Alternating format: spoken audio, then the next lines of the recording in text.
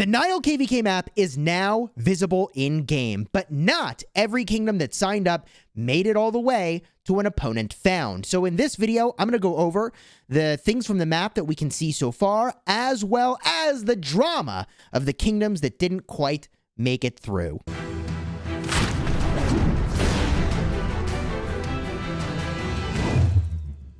Hello my friends and welcome back. I'm Chisgule Gaming and today's video is sponsored by the makers of Rise of Kingdoms, and my restart account is in fact signed up and we got match made for a Nile KvK. We are Kingdom 2293 and this map is now fully visible in game. I'll show you how you can view this yourself if you'd like, and I'll also give you a tour of the most important things so you probably don't have to go and do that anyways. But I do want to point out something really interesting, which is that we are in the AABB version of this KvK, where it's 4 kingdoms versus 4 kingdoms. But remember, this is a new 3v3 format. And what I think is interesting is that our kingdom is 2293, and we will actually be matching against the 2B kingdoms in the enemy war camp. That's 1812 and 2378. So I'll show you the zone that we will be in, and I'll show you exactly the way that we're going to march through the map and all of the important holy sites, as well as some speculation around what is going to happen in this map. So if you haven't already subscribed to the channel, you should do so, because we are going to be the very first ones to play the Nile KvK, and we enter this map in less than a week. Even the Crusade starts like tomorrow. So let's jump to the map. Here we are cruising around the very first Nile KvK that has ever spawned in Rise of Kingdoms. And we are going to be in the bottom right, according to the map that's already visible to us. Now, the holy sites that start here are things you're all familiar with. These are unchanged. There are 4 Crusader camps, and also at the start of this thing, we're going to have to capture this right over here, the ruined Crusader fortress. Okay. All of this is stuff you're familiar with, and the bonuses for these are also the same. But what is interesting is that our first entry point is right here. We enter via Pass 4s into this zone. I presume it's called KAU, okay, K-A-U. And the holy sites that are available to us here are twofold. We've got 2 Herons. One is for attack, one is for defense. Here's the 5% defense, and I can show you the 5% attack is over here. Now, important to note that these are not structures you actually capture from an enemy at some point.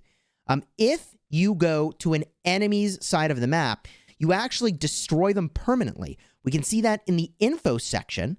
These are available for contention every single day. They can be occupied and destroyed and cannot be rebuilt after they are destroyed, and destroying will award you 1 structure point. So this is going to be really important for the flow of this KvK, and it is a 50-50 split. If you're fighting an enemy for this, 50% becomes Sev wounded, and 50% become dead troops, regardless if you're the attacker or the defender. But if we get a look here, there is another Pass 4. That's right, I talked about this in my previous videos. Not only do you enter right over here, but you then can immediately, I think, go into another zone. Now, this gives you a smaller reward for taking this pass. It's only 300 gems, unfortunately. But once you make your way into this zone, you set up for a future fight, and the holy site you get here is 5% march speed. So right out of the gates here, you're getting 5% attack, 5% defense, 5% march speed, and the setup will be against the enemy camp, who is going to start all the way up over here. They're going to enter into this zone 4, Edfu, and also enter into Pelusium. Okay, whatever. But these zones right over here will be where one of the first territory fights, in fact, the first territory fight, will take place. Now, before we actually have this territory fight, there is a pass that opens first. It's right over here. And this also was noteworthy in a way that I didn't expect. And I got to give a big shout out to Miz, who pointed all this stuff out to me. But if you get a look here, this is the equivalent of the ancient ruins. But what's different about ancient ruins is that there's no mountains. It's the Spring of Rot. No mountains here.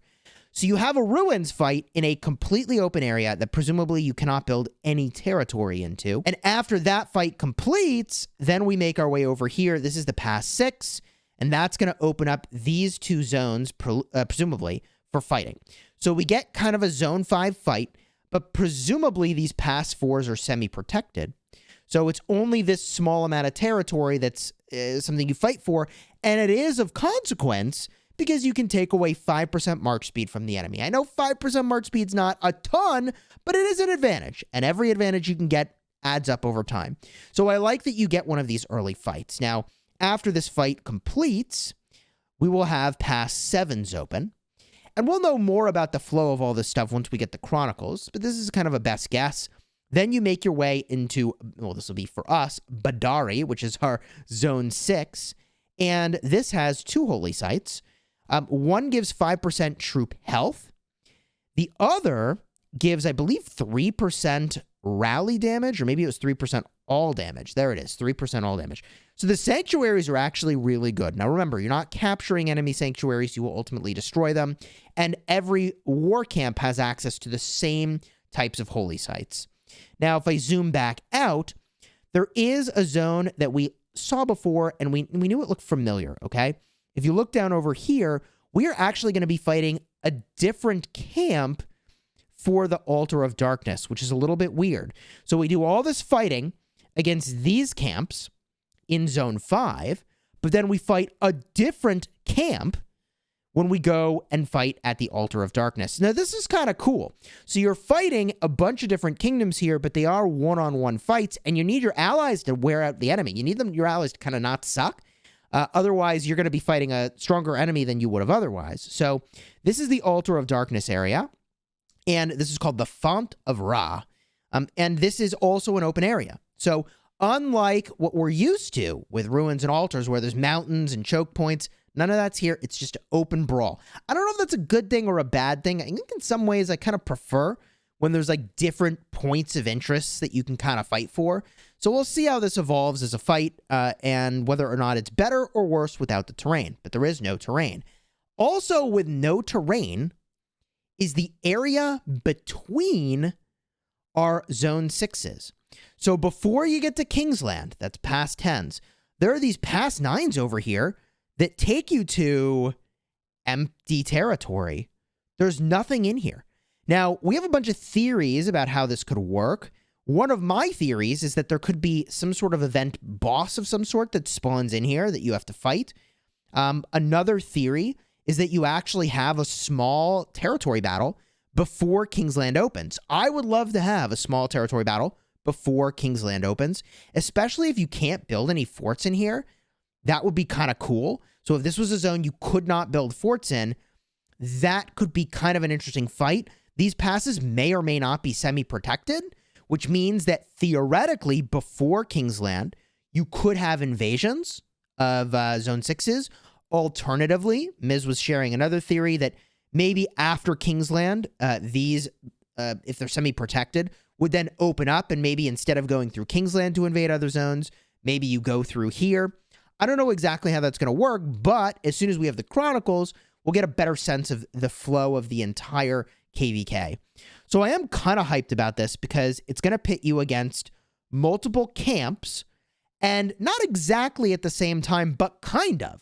Like, kind of at the same time. Theoretically, maybe you have a territory fight over here, and at the same time, your territory in Zone 5s over here could get pushed by another war camp. But I do like that this map does seem like there's going to be a lot of fighting, and that's really important to me. Currently, Strife is really the only map where you can get the most insane fighting for the entirety of the KvK. Now, last thing on the menu is, of course, the Zig, and the Zig does the same stuff that we're used to. I'll show you that's 3% all damage and 3% damage taken reduction. Solid boost for whoever can hold it. Now, for those of you that were keeping track, 556 had also queued up to play this new Pioneer format with us. And unfortunately, at least unfortunately for them, they didn't get paired up and match made against other kingdoms. So I think their overall team that they built was too strong, and there wasn't another team that was considered fair for them to fight. That's ultimately 4 kingdoms as a team, 2 Bs and 2 As. So unfortunately, their whole team had to then re-register potentially for other stuff. So I think 556 signed up for Heroic Anthem, and they might be fighting against 1V again. That could be going down. We'll see who they get match made with in the coming days. But on the topic of KvK matchmaking and drama, there is something I want to talk about with kingdoms trying to dodge the fight that theoretically their kingdom is supposed to take. What kingdoms have been doing is sandbagging their activity and their power in order to get an easy KvK matchup. And I think that's pretty lame. I don't think we've ever done that in any kingdom I've been in. And the overall stance of 254 is like, hey, we want to take a fight that's appropriate. We would rather take a harder fight than an easier fight. So we would never want to do that. And you may remember recently that Dragothian got into a situation where I believe it was his kingdom 1916 got paired against two Imperium kingdoms that were in the same war camp together. And there were no other Imperium kingdoms on the map at all. And after that matchmaking, Lilith, I believe, took a look at how matchmaking is done. And someone came into my legendary guard chat. This is God, Unwanted. Very much appreciate your support. And he said, hey, Chisgule, asking for a friend. In fact, let me show you the exact conversation. He said, hey, here's the reason I'm asking. There's a king that sent this mail out. Is this going to affect their matchmaking? And he was trying to help this other king out, okay? And the king, this is King Duck, they said, here's what we plan to do on the day of registration up till matchmaking is finalized, around 9 days. No barb forts, no barbs, no transferring resources, but you can still gather. Don't complete your daily quests, no one-troop flags. Now, my response here is that Lilith said recently they were looking at how matchmaking is done, so I'd be surprised if some of these things still work. No one actually knows for sure, since I don't think we've had a round of matchmaking since the last patch. Our general stance in 254 is we don't like the fake power. Historically, though, kingdoms have done this to big effect, and recently, I believe, 2 Imperiums got put in the same war camp against Dragothian. We were just talking about that, and the map only had 2 total Imperiums, and they both were in the same war camp. It was pretty gross. So I thought it was pretty risky to try to do this move. But what does this king do? I mean, they went for it, right? So my legendary guard member, God's Unwanted, brought the answer back to King Duck, and King Duck said, guys, I'm going to be honest with you all. Chisgule knows nothing. He's done so many mistakes in the past and said so many things wrong in the past. That's why his kingdom 1075 failed and only won 1 from multiple KvKs. He goes on to say more. He says, but it works. The activity drop works. Just trust. Follow the things that are in the mail. So sure enough, they try to dodge a kingdom that they don't want to fight in KvK. They go and completely inactive as a kingdom. Okay, costing them God only knows how many speed ups and resources from spending AP and other things. They miss out on the gems, they miss out on the gold keys, and all the other things that come from doing your daily quests, the materials, and so on. And they got matched up against the exact kingdom they didn't want to fight. GG. So it was probably exactly like I said, which is that Lilith said in a patch note they were going to look at matchmaking, and obviously they weren't going to just like tell the whole world exactly what they changed, because then someone like you would go to manipulate matchmaking. So GG, King Duck. Good luck. You literally had the answer fed to you, and then you threw it back in that person's face, which is why they came to me. They were like, this guy's kind of an asshole. I'm like, all right. I mean, people probably want to hear about this. This is good drama. Now, on the topic of why we lost our KvKs, I'm not going to rehash what went down in 1075, but like maybe next time when you ask for advice, and you bring it to, I mean, a pretty moderate authority. I'm not like the authority, but like I know a thing or two about the game. And you actually get spoon-fed the advice. You could consider taking it or not. Your call. Good luck fighting the opponent you didn't want to fight, though. GG. Maybe we'll spectate some of that KvK. Subscribe if you haven't already, because there's been a lot of hot action in the 1846-1093 KvK. Hard to tell who's going to win that one. Maybe I'll stream that tomorrow. We'll see. By the time you're watching this, it might already be tomorrow. I'm filming this late at night. But if you missed out on all the action, I mean, card will be over here in the end screen for that Kingsland stream that we did. And also, if you want to know more about Nile KvK and seasonal strategies, I'll have a video right over here in the end screen. You can use the timestamps to jump directly to the translations for the seasonal strategies that I pulled from a Russian video. You can't get these any other way.